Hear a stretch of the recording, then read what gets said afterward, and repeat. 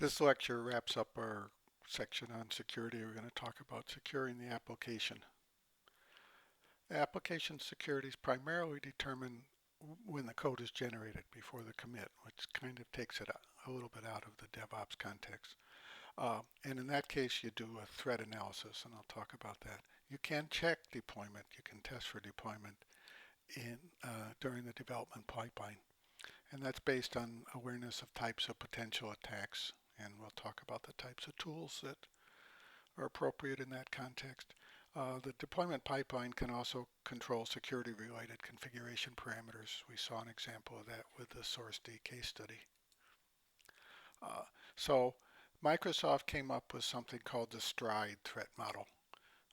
Spoofing identity, tampering with data, repudiation, information disclosure, denial of service, and elevation of privilege.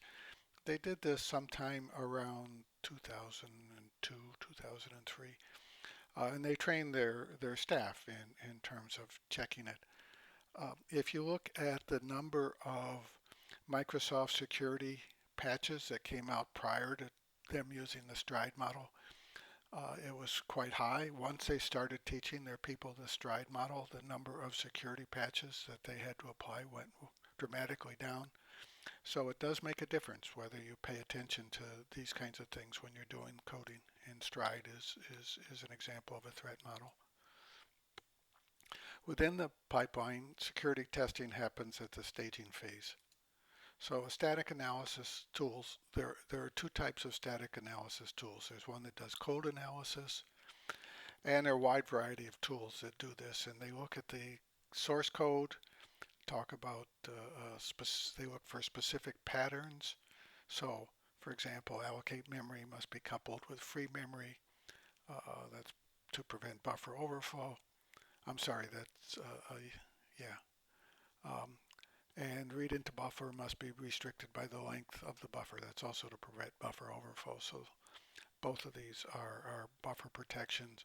They're also are looking for SQL injections. So SQL injections happens by having an escape character in the SQL, and code checks for that and scrubs it out.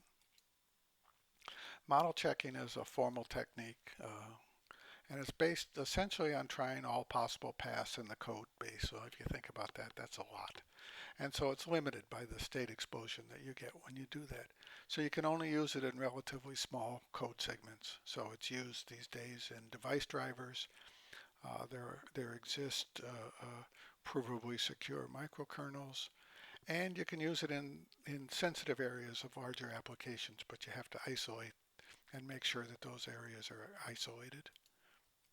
There are also security testing tools. And so these are testing tools like other testing tools. They send a message to the system being tested, and they look at the responses or whether they get a response. And the tests are populated with known exploits, and one of them is the OWASP tool. And you can't read this or even remember it, but the point is that there are a lot of them.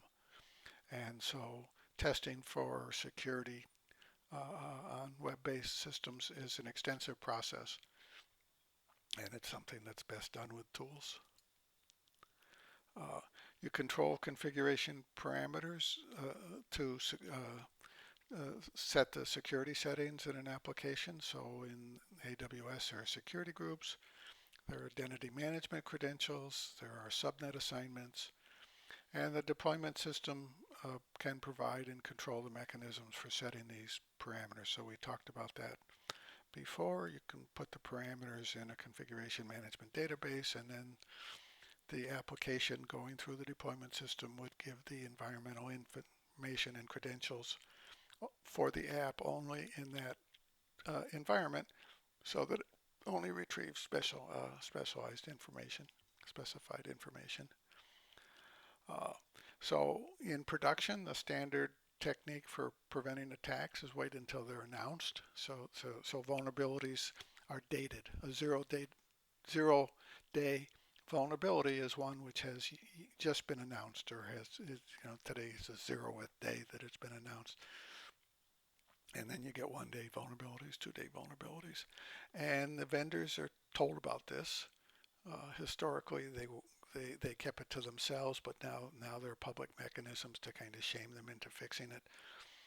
And the vendor releases a patch, and then you have to apply the patch. Okay, well, the problems with this, a couple problems with this. One is that ISPs may not apply patches since it means going offline. So there's data that shows that there are a number of known vulnerabilities that are widely unpatched in many ISPs. You get embedded devices, Internet of Things, automobiles, and so on. They're hard to patch, and they usually rely on old operating systems. So I have a friend who's a security consultant, and he was asked to do a security analysis of an automobile. So he found out what operating system they used. He looked up on the internet, found the vulnerabilities for that operating system, tested the automobile against those vulnerabilities, and lo and behold, they were still there. So the protection threats for the app, or you do threat analysis, you have testing tools, you do configuration management in a smart way. And again, for recovery, you log the results of the tests, the deployment credentials, and so on. So just to summarize, application security is primarily determined prior to commit. Staging tests are used to test the developed code, and security configuration parameters can be controlled by the pipeline.